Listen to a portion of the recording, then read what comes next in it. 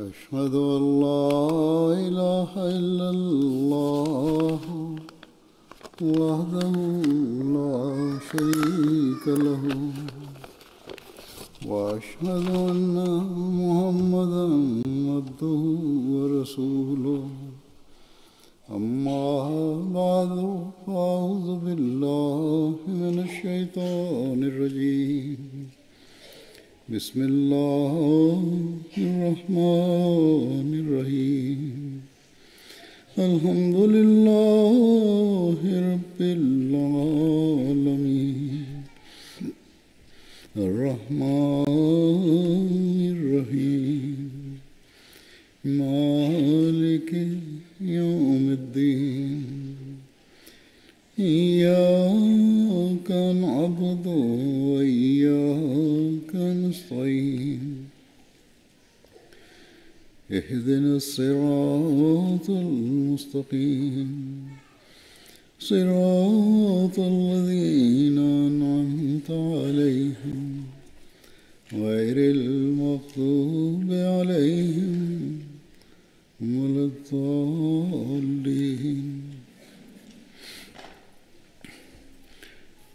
With the grace of Allah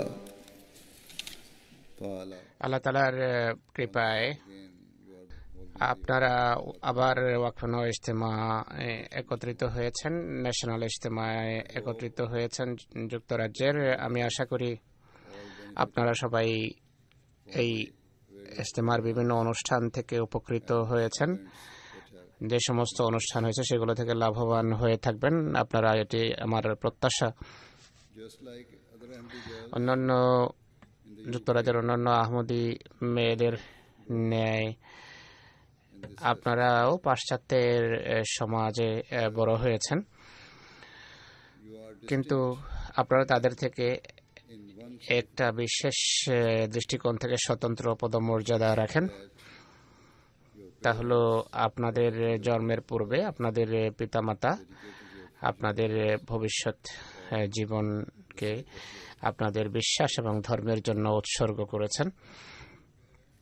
আপনাদের পিতামাতা দোয়া করেছেন আল্লাহ তাআলার কাছে যে আল্লাহ যেন আপনাদেরকে ইসলামের খেদমতের তৌফিক দান করেন আর একটা স্বতন্ত্র এবং বিশেষ ভূমিকা পালন করেন ইসলামের শিক্ষাকে সর্বত্র প্রচারের ক্ষেত্রে। এই দৃষ্টিকোণ থেকে সবসময় আপনারা স্মরণ রাখবেন যে আপনাদের স্থায়ীভাবে ইসলামী শিক্ষার জ্ঞান অর্জন করা এবং ইসলাম শিক্ষার উপর আমল করার ব্যাপারে সচেষ্ট থাকতে হবে। যে কোনো আহমদী বরং যে কোনো মুসলমানের মৌলিক দায়িত্ব হলো আল্লাহর ইবাদতের দায়িত্ব পালন করা যথাযথভাবে। তাই সর্বপ্রথম বিষয় যে আমি আপনাদেরকে স্মরণ করাতে চাই তা হলো আপনাদেরকে এটি নিশ্চিত করা উচিত যে আপনারা অর্থাৎ 5 বেলার নামাজ যেন আপনারা অবশ্যই পড়েন। এছাড়া আপনাদেরকে নিষ্ঠার সাথে নামাজ পড়তে হবে আর সম্পূর্ণভাবে সমর্পিত অবস্থায় আল্লাহর দরবারে নামাজ পড়তে হবে। তাড়াহুড়া করে তড়িঘড়ি করে নামাজ পড়া উচিত নয়। শুধু এই কথা বলার জন্য যে আমি নামাজ পড়েছি এইভাবে তাড়াহুড়া করে নামাজ পড়া উচিত নয়। সত্যিকার অর্থে ইবাদতের দায়িত্ব পালনের জন্য আপনাদের স্মৃতিপটে যে কথাকে সবচেয়ে বেশি অগ্রগণ্য করা উচিত তা হলো মনে রাখতে হবে যে আপনারা সেই আল্লাহর সামনে ঝুঁকছেন বা সেজদা করছেন বা রুকু করছেন যিনি সর্বশক্তিমান এবং সর্বদ্রষ্টা। আর আপনারা আপনাদের বিগলিত ক্রন্দন চাওয়া পাওয়া তার দরবারেই পেশ করবেন এবং করা উচিত। ওয়াকফ নেওয়ার যে কোনো সদস্যার সবচেয়ে গুরুত্বপূর্ণ প্রত্যাশা হলো সত্যিকার চাওয়া হলো সত্যিকার মুসলমান হওয়া। সত্যিকার অর্থে যে কোনো ব্যক্তি যে ইসলামের সেবার জন্য জীবন উৎসর্গ করে তার একমাত্র লক্ষ্য এবং উদ্দেশ্য হওয়া উচিত খোদার নৈকট্য অর্জন, খোদার নৈকট্য লাভ করা। তাই একান্ত গুরুত্বপূর্ণ বিষয় হলো try to raise the standard. সবসময় নিজেদের ইবাদতের মানকে উন্নত করার চেষ্টা করা। আপনাদের দ্বিতীয় গুরুত্বপূর্ণ কথা যে বিষয়ের দিকে আমি আপনাদের মনোযোগ আকর্ষণ করতে চাই You must তা হলো আপনাদের স্মরণ রাখতে হবে teaching Allah the Almighty has bestowed যে আল্লাহ তাআলা আমাদের উপর যে কামেল শিক্ষা নাযিল করেছেন সেটি হলো পবিত্র কোরআন। এটি সার্বজনীন, বিশ্বজনীন, চিরস্থায়ী এবং চিরকালের জন্য এটি একটি শিক্ষা এবং গ্রন্থ। কোরআনের প্রতিটি শিক্ষা, প্রতিটি কথা মানুষের প্রকৃতিসম্মত। আর এটি বলা যাবে না যে কোরআন যেহেতু 1400 বছর পূর্বে নাযিল হয়েছে তাই কোরআন এখন সেকেলে হয়ে গেছে, বা কোরআন এখন বা কোরআন এই যুগের জন্য নয়, এমন কথা বলা যাবে না। বরং কোরআনের প্রতিটি শব্দ আজও সেইভাবেই প্রযোজ্য, গুরুত্বপূর্ণ, যেভাবে মহানবী সাল্লাল্লাহু আলাইহি ওয়াসাল্লামের যুগে আমলযোগ্য ছিল। আর এটি বলা সঠিক নয় যে কোরআন যেহেতু আরবদের মাঝে অবতীর্ণ হয়েছে তাই এটি শুধু আরবদের জন্যই, এ কথাও বলা যাবে না। কোরআনের শিক্ষা যেখানে আরবদের জন্য, সেখানে এটি ইউরোপের জন্য, আমেরিকার জন্য, আর এশিয়ার জন্য, আর আফ্রিকার জন্য, পৃথিবীর সকল অঞ্চলের জন্য কোরআনী শিক্ষা অবতীর্ণ হয়েছে। তাই সকল অর্থে কোরআন যেভাবে 1400 বছর পূর্বে কোরআন অনুসরণীয় ছিল, অনুসরণযোগ্য ছিল, একই অর্থে এটি আজও মানব জাতির জন্য প্রযোজ্য। তাই সকল ওয়াকফে মেয়ের মন থেকে এমন ধারণা বের করে দেওয়া উচিত যে ইসলাম একটি সেকেলে ধর্ম বা পুরনো ধর্ম, অতীতের ধর্ম, বা এটি পশ্চাৎপদ কোনো ধর্ম।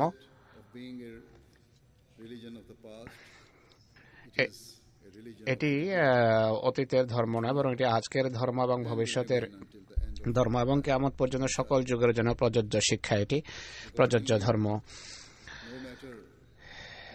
তাই যেই অভিযোগ বা যেই সমালোচনাই ইসলামের করা হোক না কেন, আপনাদের কোনোভাবে লজ্জিত হওয়া উচিত না, নিজের বিশ্বাসের জন্য কোনো প্রকার হীনমন্যতায় ভোগা উচিত নয়। এমন কোনো অভিযোগ বা এমন কোনো সমালোচনা নেই যা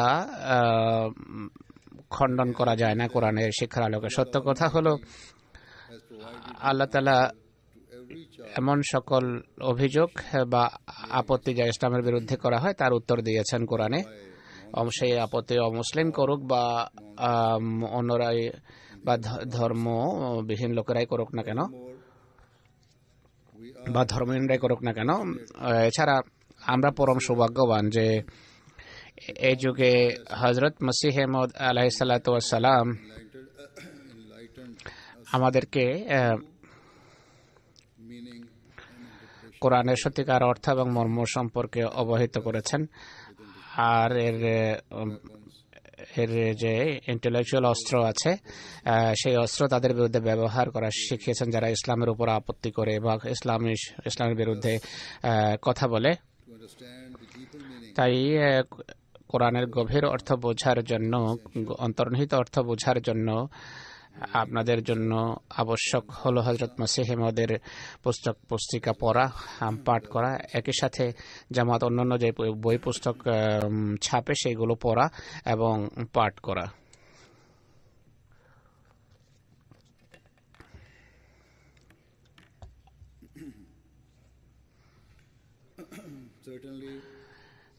এটি নিশ্চিত কথা যে যুগে একমাত্র হযরত মসিহ মউদের বই এবং তার খলিফাদের বই পুস্তক পাঠ করার মাধ্যমেই আমরা সত্যিকার অর্থে আমাদের ধর্মকে বুঝতে সক্ষম হব আর সেই সকল লোকদের আপত্তি খণ্ডন করতে পারবো যারা ইসলামের বিরুদ্ধে অন্যায় এবং ভ্রান্ত বিভিন্ন অভিযোগ উত্থাপন করে বা আপত্তি উঠিয়ে থাকে।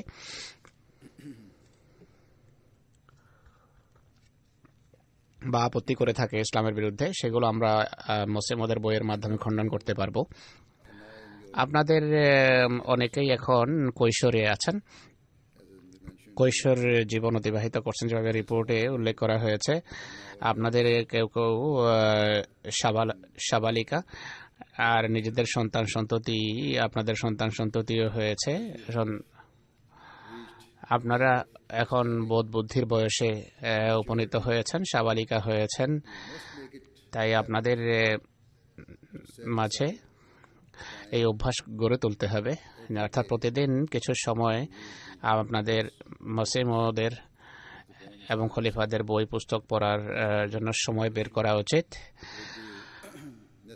এর মাধ্যমে আপনারা নিজেদের ধর্মের সুরক্ষার দায়িত্ব পালন করতে পারবেন, ডিফেন্ড করতে পারবেন। অনেক সময় অনেক ক্ষেত্রে আমি এই বিষয়ে বক্তৃতা করেছি যে ইসলামের শিক্ষা স্পষ্ট করেছে, ইসলামের শিক্ষা সম্পূর্ণ একটি শিক্ষা, পারফেক্ট একটা শিক্ষা এবং সুদূর প্রসারী প্রভাবের রয়েছে। সত্যিকার অর্থে কোরআন শুরু থেকে শেষ পর্যন্ত এমন জ্ঞানে সমৃদ্ধ এবং দিক নির্দেশনায় পরিপূর্ণ, যা আপনার জীবনের সকল আঙ্গিক, সকল দিকের সাথে সম্পর্কযুক্ত এবং সমাজের সাথে সম্পর্কযুক্ত। সমাজের কোরআন মানব জাতিকে পারিবারিক জীবন থেকে আরম্ভ করে আন্তর্জাতিক জীবন পর্যন্ত যা কিছু প্রয়োজন সকল বিষয় দিক নির্দেশনা দেয়। একইভাবে ইসলাম আমাদেরকে এক ব্যক্তির অধিকার কি কি তাও শেখায়, শিশুদের অধিকার কি কি তাও শেখায়, আর সমষ্টিগত অধিকার সম্পর্কে সচেতন করে। সরকার এবং জনসাধারণের কি প্রাপ্য এবং অধিকার আছে সেই বিষয়গুলো কোরআন আমাদের সামনে স্পষ্ট করে। আমি যেভাবে বলেছি, হযরত মসিহ ইসলাম এই শিক্ষাগুলোর উপর ব্যাপকভাবে আলোকপাত করেছেন, যেন তার জামাতের সদস্যরা তাদের ধর্ম, তাদের বিশ্বাস কি তা বুঝতে পারে এবং যে কোনো সমালোচনার খণ্ডন করতে পারে বা ভ্রান্ত আপত্তি অমূলক প্রমাণ করতে পারে। তাই কোনো প্রকার দ্বিধা দ্বন্দ্ব এবং ভয় ভীতি যেন আপনাদের সামনে না আসে এবং নিশ্চিত দৃঢ় আস্থার সাথে আপনারা আপনাদের সত্যের পক্ষে দণ্ডায়মান হন। আর সে সকল লোকদের কথা খণ্ডন করুন যারা এর পবিত্র শিক্ষাকে বদনাম করতে চায়। আপনারা জামাতের জন্য ফুল টাইম কাজ করুন বা না করুন না কেন, এমনটি আপনাদের করতে হবে। ওয়াকফেনো সদস্য হিসাবে আপনাদের দায়িত্ব হলো ইসলামের সত্যিকার ও শান্তিপূর্ণ শিক্ষা আপনাদের কথা, বক্তৃতা এবং আচরণের মাধ্যমে মানুষের সামনে তুলে ধরতে হবে, এটিকে ডিফেন্ড করতে হবে। আমার অভিজ্ঞতা হলো, যখন বস্তুবাদী মানুষ যেখানে নিজেদেরকে খুবই অ্যাডভান্স মনে করে এবং শিক্ষিত মনে করে, তাদের সামনে যখন ইসলামের সত্যিকার শিক্ষা, সত্যিকার আদর্শ, সুন্দর শিক্ষা তুলে ধরা হয়, তারা অবশ্যই প্রভাবিত হয়। এতে সবসময় এটি হয়েছে, এটি আমার অভিজ্ঞতা। বিশেষ করে যে সংঘর্ষ এবং যে বিভেদ পৃথিবীতে আজকে বিরাজ করছে, এমন পরিস্থিতিতে ইসলামের শান্তিপূর্ণ এবং ইসলামের মহানুভব শিক্ষা যখন আমরা তুলে ধরি, তখন এর অসাধারণ প্রভাব মানুষের উপর পড়ে। অনেকেই আশ্চর্য হয়ে যায়, হতভম্ব হয়, তারা অভিভূত হয় ইসলামের সুমহান শিক্ষা, মহানুভব শিক্ষা শুনে এবং দেখে। তাই নিষ্ঠাবতী আহমদী মেয়ে এবং মহিলা হিসেবে আর ওয়াকফেনয়ের সদস্য হিসাবে আপনাদের কোনো প্রকার হীনমন্যতায় ভোগা উচিত নয় নিজেদের ধর্মের বিষয়ে। কখনো ওই ধারণাকে মাথায় স্থান দেবেন না যে আপনাদের ধর্ম কোনোভাবে পশ্চাৎপদ বা ব্যাকওয়ার্ড বা সেকেলে ধর্ম, বরং এর পক্ষান্তরে আপনারা নিজের ধর্ম নিয়ে যতটা গর্বিত হবেন আর যত বেশি নিজেদের জীবন ইসলামের শিক্ষা অনুসারে জীবন যাপন করবেন, তত বেশি সম্মান আপনি লাভ করবেন। আর এভাবে আপনার সম্মান এবং আপনার মাহাত্ম্য পৃথিবীতে প্রতিষ্ঠিত হবে। এটি নিশ্চিত কথা যে এমন কোনো ইসলামী শিক্ষা নেই যা কোনো হীনমন্যতায় পর্যবসিত হতে পারে, যার কারণে কোনো ভীতি মনে স্থান পেতে পারে। এক মুহূর্তের জন্য চিন্তা করবেন না, ভাববেন না যে অন্যরা হয়তো আপনাকে তিরস্কার করতে পারে বা আপনাকে হাস্যস্কর মনে করতে পারে আপনার ধর্মীয় বিশ্বাসের কারণে। যদি তারা তিরস্কার করে, হাসি ঠাট্টা করে, তাদেরকে করতে দিন। কিছু মানুষ পর্দাকে বা হিজাব সম্পর্কে সমালোচনা করে, তিরস্কার করে, আর কেউ আমাদের নামাজ পড়ার রীতি নিয়েও হাসে বা সমালোচনা করে। কতক যুবক যুবতী আহমদী, বিশেষ করে কৈশোরে যারা রয়েছেন, তাদের মাঝে এক প্রকার হীনমন্যতা রয়েছে, তারা লজ্জা পায় আর তারা এমন সমালোচনায় লজ্জাবোধ করে, হীনমন্যতায় ভোগে। আপনাদেরকে যদি কখনো নিজের ধর্মের উপর আমল করার কারণে কেউ তিরস্কার করে, হাসি ঠাট্টা করে, এটিকে ব্যক্তিগত লজ্জা হিসাবে মনে করবেন না আপনি, বরং এটিকে সম্মানের বিষয় হিসাবে নেবেন এবং গর্ববোধ করবেন।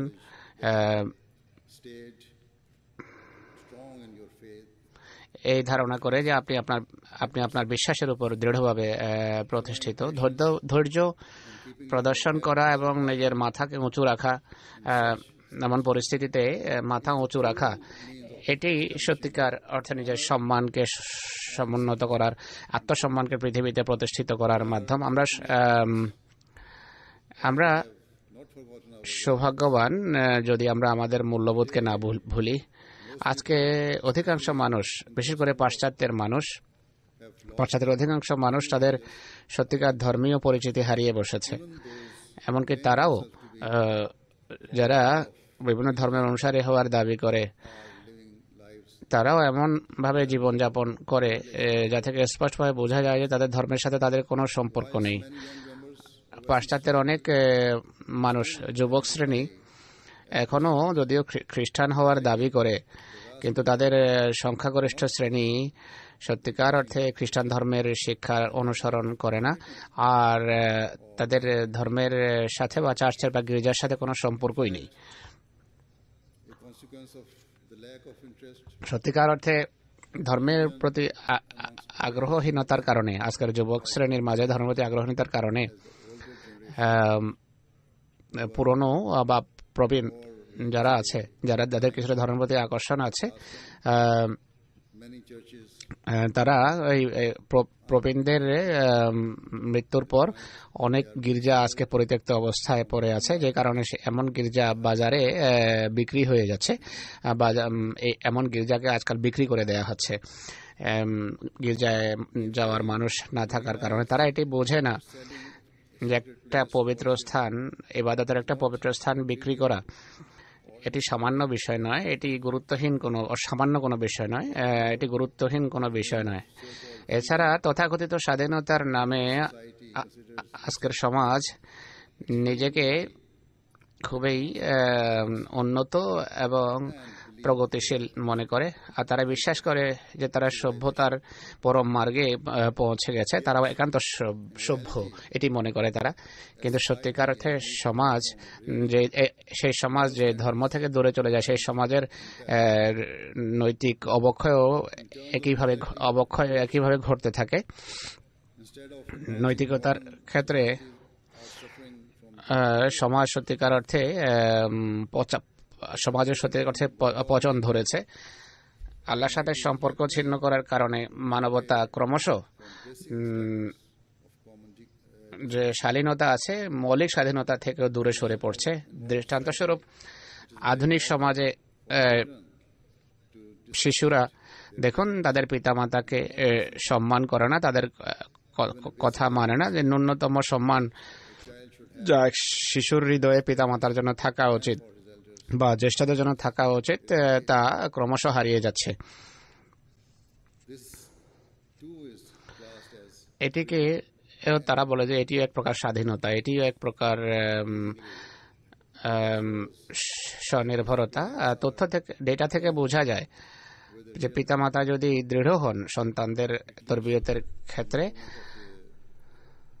আর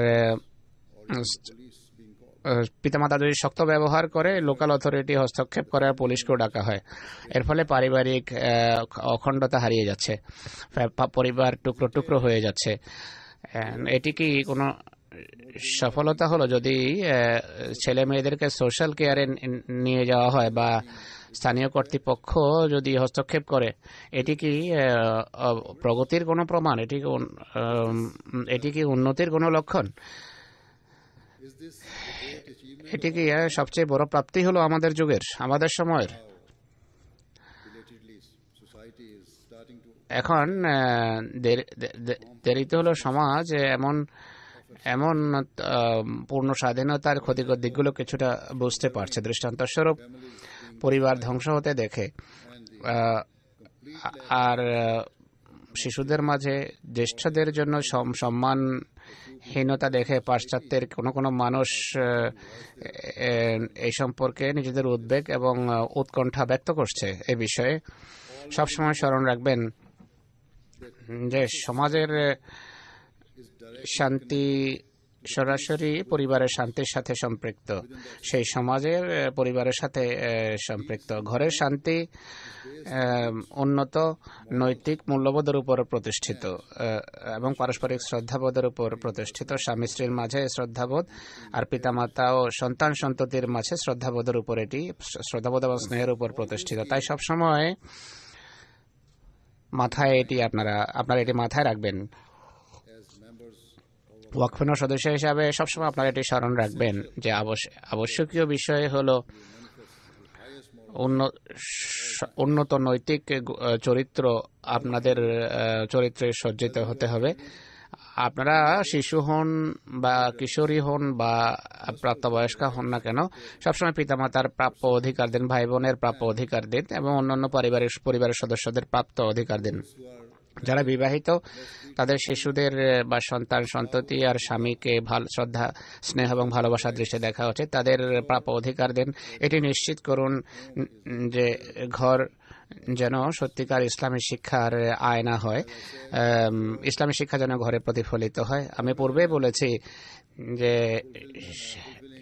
পরস্পর মহান আল্লাহর অধিকার প্রদান এবং তার শিক্ষা মেনে চলা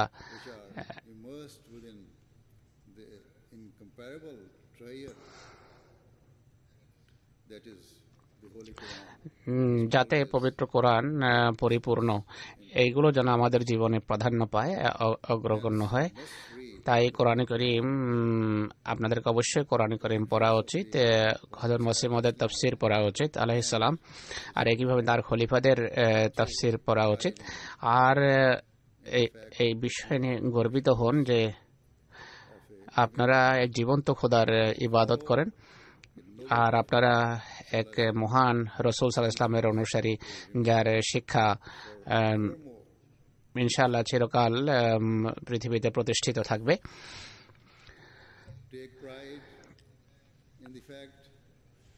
আপনারা এ বিষয়ে গর্বিত হন যে আপনাদের ধর্মীয় বিশ্বাসই আপনাদের সাফল্যের এবং পরিত্রাণের একমাত্র মাধ্যম, এই ইহজগতেও আর পরকালেও। নিঃসন্দেহে আপনারা যদি কোরআনী শিক্ষা অনুসারে জীবনযাপন করেন তাহলে আপনারা দেখবেন যে আপনারা নিজেদের ঘরেই জান্নাত দেখতে পাবেন, নিজেদের প্রাত্যহিক জীবনে জান্নাত আপনাদের চোখের সামনে ভাসবে। আমি পিতামাতাকেও ওয়াকফেন সন্তানদের পিতামাতাকেও স্মরণ করাতে চাই যে তাদের সবসময় বিষয় নিয়ে ভাবা উচিত যে তারা তাদের সন্তানদের ইসলামের উদ্দেশ্যে উৎসর্গ করেছেন। তাই তারা নিজেরা যদি একটা পবিত্র দৃষ্টান্ত স্থাপন না করেন সন্তানদের জন্য, তাহলে তারা তাদের দায়িত্ব পালনে ব্যর্থ হয়েছেন। তারা তারা সন্তানদের ব্যর্থতার জন্য অভিযুক্ত হবেন। জামাতের জন্য মূল্যবান সম্পদে পরিণত করার দায়িত্বের ক্ষেত্রে তারা ব্যর্থ হয়েছেন বলে গণ্য হবেন। সন্তান উৎসর্গ করা আসলে সারা জীবনের জন্য একটা অঙ্গীকার করা। তাই আপনাদেরকে তাকওয়ার মানকে উন্নত করতে হবে যেন আপনারা নিজের সন্তানদের জন্য আদর্শ হতে পারেন। একইভাবে অনেক ওয়াকফেনও এর এখন বিয়ে হয়েছে, তাদের নিজস্ব সন্তান সন্ততিও আছে। তাই তাদের পিতামাতা যে অঙ্গীকার করেছেন সেটি তাদেরকে স্মরণ করতে হবে,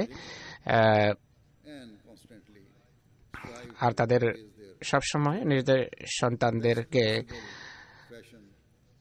সুন্দরভাবে তরবিয়তের চেষ্টা করা উচিত এবং তাকওয়ার একটা ব্যক্তিগত দৃষ্টান্ত সন্তানদের সামনে উপস্থাপন করা উচিত যেন তারা অনুসরণ করতে পারে। এভাবে যদি জীবনযাপন করেন তাহলে এক অব্যাহত উন্নতি এবং অগ্রগতি আমাদের জামাতের অব্যাহত থাকবে। ইসলামে মহিলাদের যে মহান পদমর্যাদা রয়েছে সেটি তখনই অর্জিত হতে পারে যদি আপনাদের ভবিষ্যৎ প্রজন্ম আপনাদের বিশ্বাসের সাথে সম্পৃক্ত থাকে। আমরা যদি আর এটি তখনই সম্ভব যদি ভবিষ্যৎ প্রজন্ম যে ইসলামী মূল্যবোধকে আমরা প্রতিষ্ঠিত করি, নতুবা আমাদের পরিণতিও একই হবে যেভাবে অন্যান্য ধর্মের অনুসারীদের পরিণতি হয়েছে, যারা সময়ের সাথে সাথে নিজেদের মূল্যবোধকে হারিয়ে বসেছে। আমি যেভাবে বলেছি খ্রিস্টানরা গির্জা বিক্রি করে দিচ্ছে, কিছু ইহুদি একই কাজ করছে, তাদের ইবাদতের স্থান, তাদের সিনাগগস তারা বিক্রি করে দিচ্ছে। আমরাও যদি আমাদের বিশ্বাসের সাথে সম্পৃক্ত না থাকি, বিশ্বাসের প্রতি বিশ্বস্ত না হই, আর আমরা ইতিবাচক দৃষ্টান্ত স্থাপন না করি ভবিষ্যৎ প্রজন্মের জন্য, তাহলে আমাদের মসজিদও খালি হয়ে যাবে আর শুধু গির্জা এবং অন্যান্য ইবাদত স্থানের মতো অন্যান্য ধর্মের ইবাদতগাহের মতোই বিল্ডিং হিসাবে দাঁড়িয়ে থাকবে। যাই হোক, এটা কখনো হবে না ইনশাআল্লাহ, কেননা আল্লাহ তাআলার প্রতিশ্রুতি রয়েছে যে ইসলাম একটা জীবন্ত ধর্ম হিসাবে পৃথিবীতে একটা জীবন্ত ধর্ম হিসাবে বা কিয়ামত পর্যন্ত একটা জীবন্ত ধর্ম হিসাবে ইসলাম পৃথিবীতে প্রতিষ্ঠিত থাকবে। এই কারণেই তিনি হযরত মসিহ মাউদ আলাইহিস সালাতু ওয়াস সালামকে পাঠিয়েছেন ইসলামের সত্যিকার শিক্ষাকে পুনরুজ্জীবিত করার জন্য।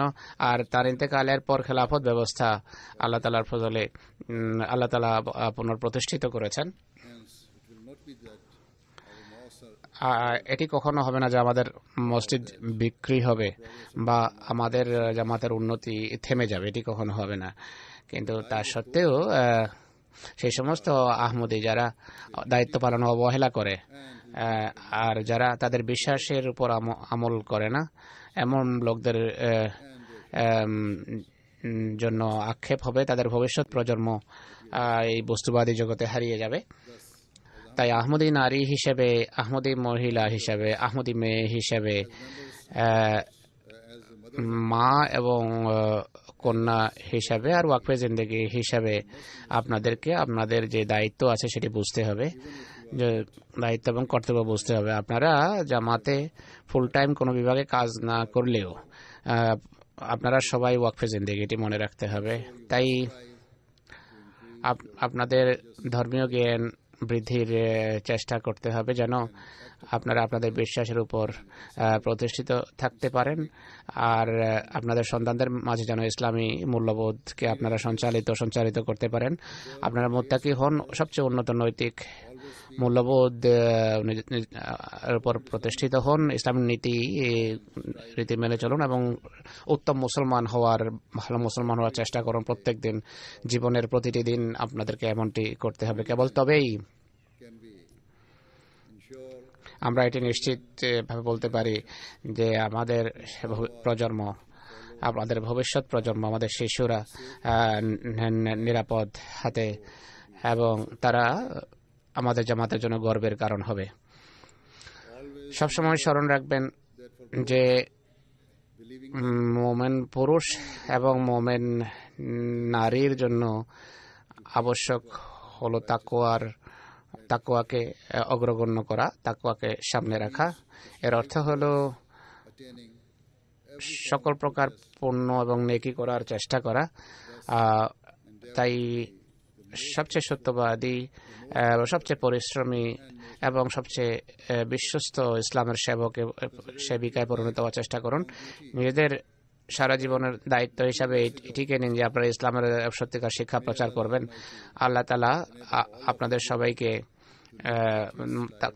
তাকওয়ার মাঝে তাকওয়াশীল জীবনযাপনের তৌফিক দান করুন, তাকওয়াপূর্ণ জীবনযাপন তৌফিক দান করুন। স্রষ্টার প্রতি বিশ্বস্ত হন, আর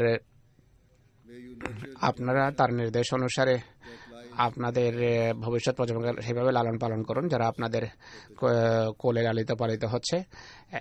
এমনভাবে লালিত পালিত করুন যেন জামাতের আধ্যাত্মিক, নৈতিক এবং বুদ্ধিবৃত্তিগত মান যেন উন্নত হয়, আর কোনো আহমদী শিশু যেন ইসলামের শিক্ষা থেকে দূরে না যায়, ইসলামের শিক্ষা থেকে বিচ্যুত না হয়। আল্লাহ তাআলা সর্বশক্তিমান আল্লাহ আপনাদের সবাইকে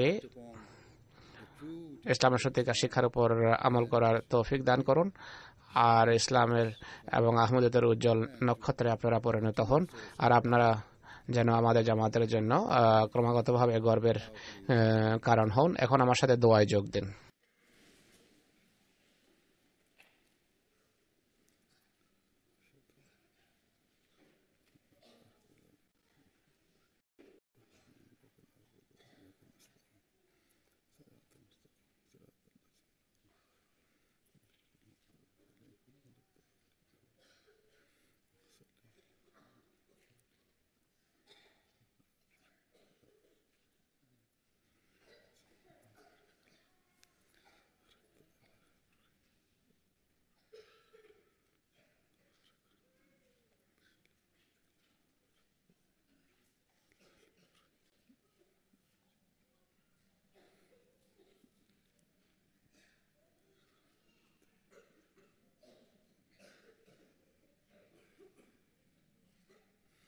Ameen.